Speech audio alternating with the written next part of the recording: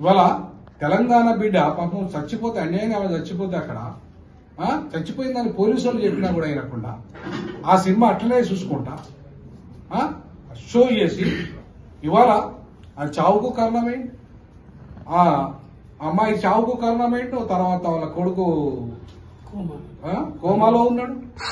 అయినా సరే వాళ్ళకి పట్టింపు ఉండేది. ఇప్పటికీ 14 రోజులు అయిందో దగ్గర 14 రోజుల వరకు కూడా పైస ఇవ్వకుండా నిన్న కాకపోయినా మన పోరగాళ్ళు ఉస్మానియా పోరగాళ్ళు పోయి లొల్లి చేస్తే వాళ్ళు రాళ్ళు వేస్తే ఇంటి మీద రాళ్ళు వేస్తే ఇవాళ దిగొచ్చి 50 లక్షల వరకు ఏదో ప్రకటించినట్టున్నారు అన్నా మైత్రి మూవీ మేకర్స్ వాళ్ళు. అంటే ఇవాళ మేము మా వాళ్ళు మళ్ళా తిరిగి మీ మీద యుద్ధం చేస్తే తప్ప మీ మీద రాలేస్తే తప్ప మాకు న్యాయం జరిగే పరిస్థితి ఇక్కడ తెలంగాణ లేదు. అందుకే అవుట్ రైట్ గా తెలంగాణ ఇవాళ మొత్తం సినిమా రంగం అంతా కూడా యుద్ధం ప్రకటించే వాకా చూసుకోవద్దని. తెలంగాణ సినిమా రంగం ఎట్లా ఉందో తెలుసు కదా. ఉస్మానియా కేంద్రంగా సాగిన మరో ఉద్యమానికి పిలిపిస్తాం.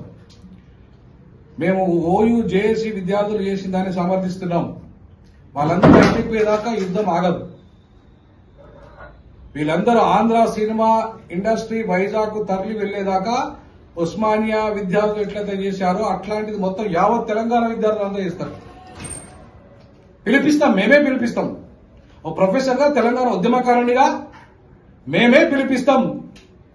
మీరు వైజాగ్ మీ మొత్తం తట్టాబుట్ట చదువుకొని, ఇప్పుడు సంక్రాంతి రాబోతున్నది, మీరు తట్టాబుట్ట చదువుకొని వెళ్ళి అక్కడే సెటిల్ కావాలి. అంతేగాని ఇంకా దోపిడీ చేయడానికి మీకు అధికారం లేదు. లాజికల్ గా లీగల్ గా ఆల్రెడీ అక్కడ మిమ్మల్ని ముఖ్యమంత్రి గారు ఇన్వైట్ చేశారు, ఉప ముఖ్యమంత్రి గారు ఇన్వైట్ చేశారు. అక్కడ మీరు ఎందుకు పోతున్నారు అక్కడికి? ఎందుకు ఇక్కడే మమ్మల్ని దోపిడీ చేస్తున్నారు, మమ్మల్ని అణిచి చేస్తున్నారు, మాకు అవకాశాలు రాకుండా చేస్తున్నారు.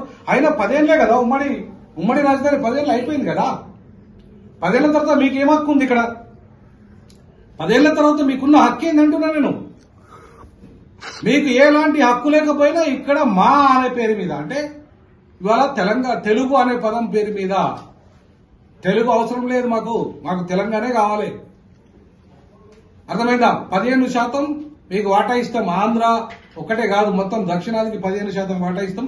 85% వాటాలో సినిమా రంగంలో మాకే రావాలి. అది సినిమా హీరోల నిర్మాతల, లేకపోతే ఇంకా ఏది చిన్న కార్మికుల నుండి మొదలుకుంటే 24 క్రాఫ్ట్స్ 85% వాటా మాకే ఉండాలి. మీ స్టూడియోలంతా అక్కడ పెట్టుకోపోండి వైజాగ్ లా. మాకు ప్రభుత్వానికి స్వాధీనం చేయండి, లేదా మాకు లీజుకి ఇవ్వండి. మా తెలంగాణ డైరెక్టర్లకు లీజుకి ఇవ్వండి, మా మ్యూజిషియన్స్ లీజుకి ఇవ్వండి, మా తెలంగాణ సినిమా హీరోలకు లీజుకి ఇవ్వండి. ఇవాళ రేవంత్ రెడ్డి గారు మిమ్మల్ని మేము రిక్వెస్ట్ చేస్తా ఉన్నాం. అసలైన తొలి వెలుగు. ఫాలో వాట్సాప్ @తొలి వెలుగు official.